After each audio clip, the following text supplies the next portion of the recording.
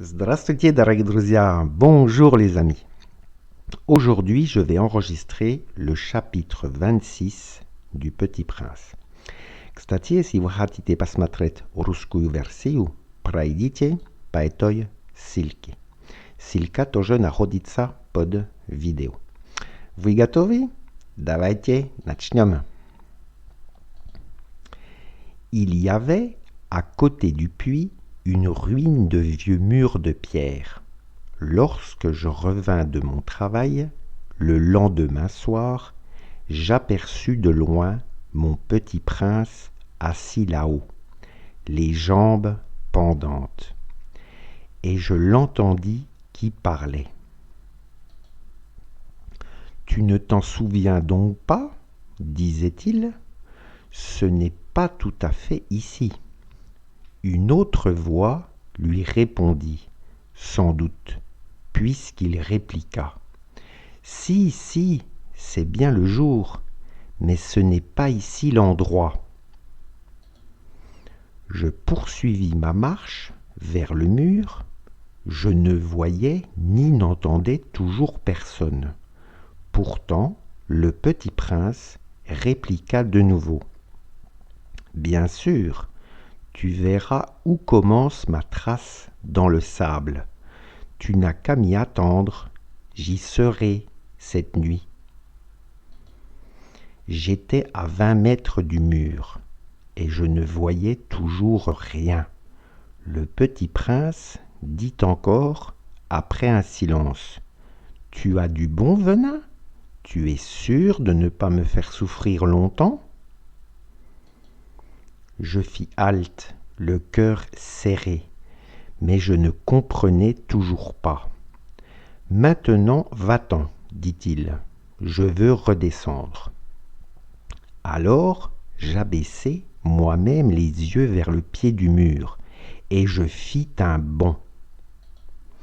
Il était là, dressé vers le petit prince, un de ces serpents jaunes qui vous exécutent en 30 secondes.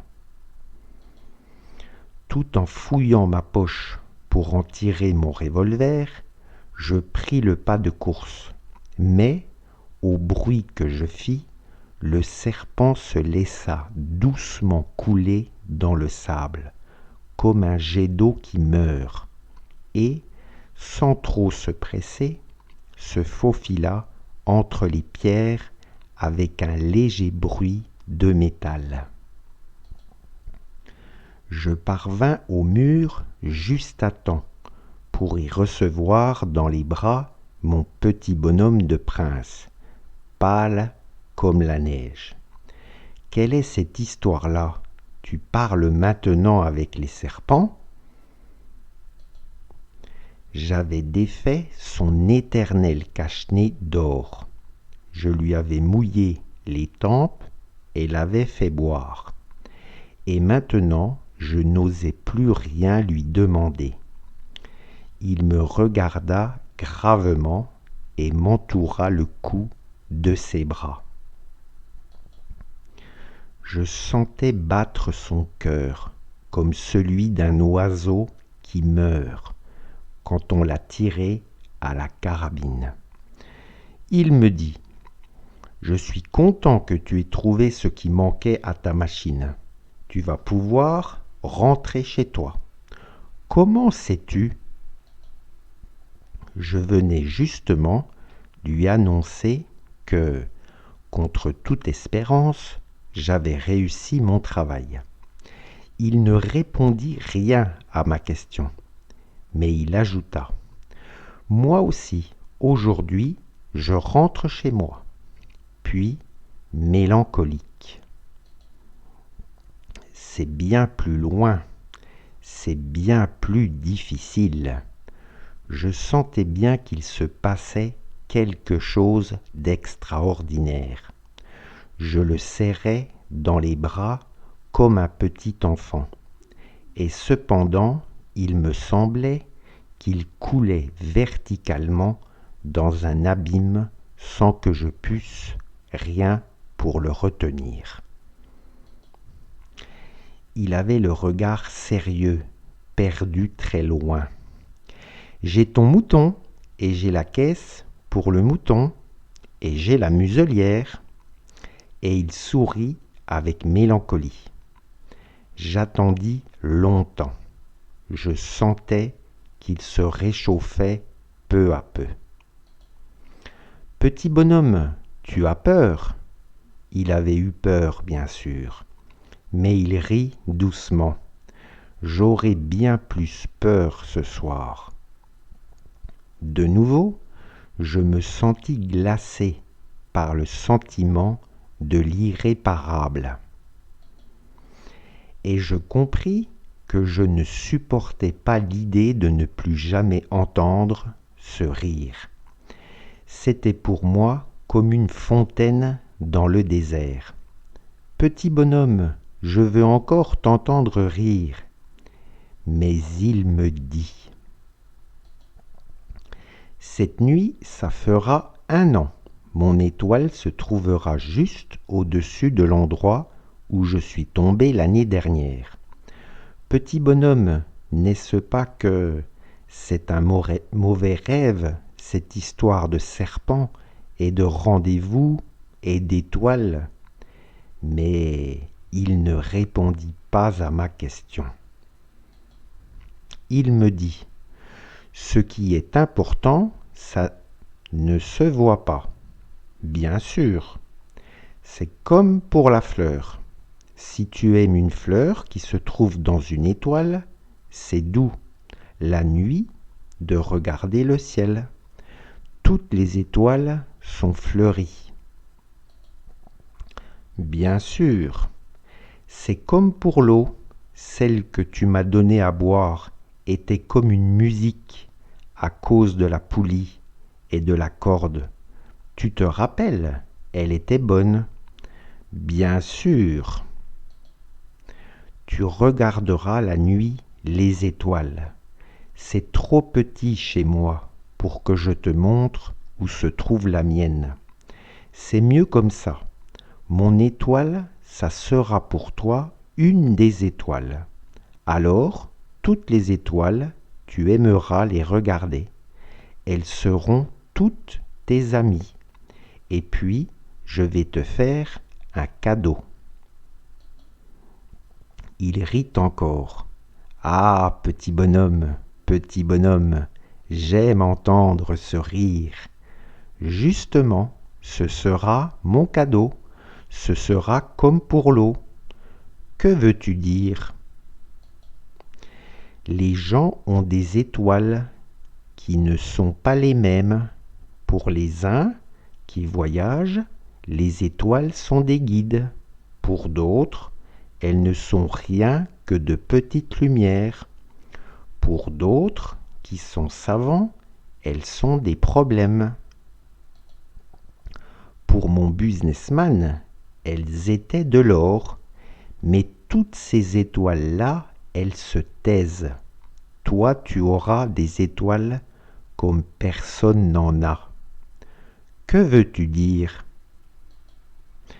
Quand tu regarderas le ciel, la nuit, puisque j'habiterai dans l'une d'elles, puisque je rirai dans l'une d'elles, alors ce sera pour toi comme si riaient toutes les étoiles.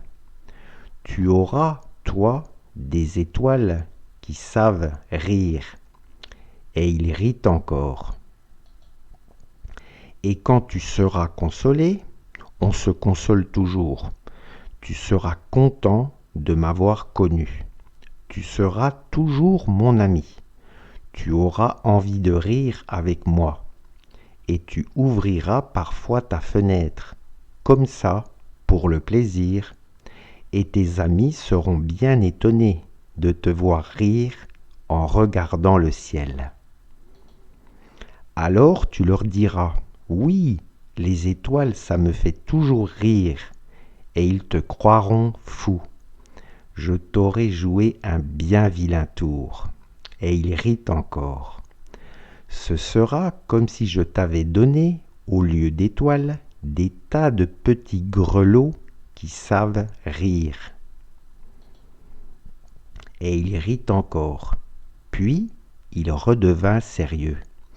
Cette nuit, tu sais, ne viens pas. Je ne te quitterai pas. J'aurai l'air d'avoir mal. J'aurai un peu l'air de mourir. C'est comme ça. Ne viens pas voir ça. Ce n'est pas la peine. Je ne te quitterai pas. Mais il était soucieux. Je te dis ça, c'est à cause aussi du serpent. Il ne faut pas qu'il te morde. Les serpents, c'est méchant. Ça peut mordre pour le plaisir. Je ne te quitterai pas, mais quelque chose le rassura. C'est vrai qu'ils n'ont pas le venin pour la seconde morsure. Cette nuit-là, je ne le vis pas se mettre en route. Il s'était évadé sans bruit. Quand je réussis à le rejoindre, il marchait décidé, d'un pas rapide. Il me dit seulement « Ah, tu es là !» et il me prit par la main. Mais il se tourmenta encore. « Tu as eu tort, tu auras de la peine. J'aurai l'air d'être mort, et ce ne sera pas vrai. » Moi, je me taisais. Moi, je me taisais. Il se découragea un peu, mais il fit encore un effort. Ce sera gentil, tu sais. Moi aussi, je regarderai les étoiles. Toutes les étoiles seront des puits avec une poulie rouillée. Toutes les étoiles me verseront à boire. Moi, je me taisais. Ce sera tellement amusant. Tu auras 500 millions de grelots. J'aurai 500 millions de fontaines. Et il se tut aussi parce qu'il pleurait. C'est là, laisse-moi faire un pas tout seul. Et il s'assit parce qu'il avait peur. Il dit encore, « Tu sais, ma fleur, j'en suis responsable. Et elle est tellement faible, et elle est tellement naïve. Elle a 4 épines de rien du tout pour la protéger contre le monde. Moi, je m'assis parce que je ne pouvais plus me tenir debout. » Il dit, « Voilà, c'est tout. » Il hésita encore un peu, puis se releva. Il fit un pas. Moi, je ne pouvais pas bouger. Il n'y eut rien qu'un éclair jaune près de sa cheville. Il demeura un instant immobile. Il ne cria pas. Il tomba doucement comme tombe un arbre. Ça ne fit même pas de bruit à cause du sable. Spasiba большое za vaše vнимание и до скорого pour la fin cagnette du Petit Prince. Paka paka. Au revoir les amis.